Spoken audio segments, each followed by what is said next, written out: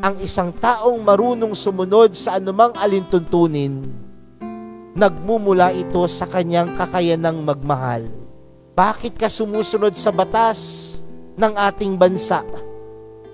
Dahil mahal mo ang ating bansa. Bakit ka sumusunod sa mga utos na ginagawa ng ating bansang Pilipinas?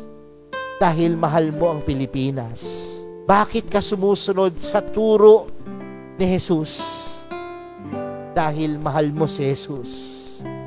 Bakit ka sumusunod sa turo ng simbahan? Dahil sa iyong pagmamahal sa Diyos. At saan nagmumula ang pagsunod na ito? Sa pagiging malaya. Dahil ang pagiging malaya ay pagsunod sa kung ano ang mabuti, sa kung ano ang tama, at pagsunod sa Diyos.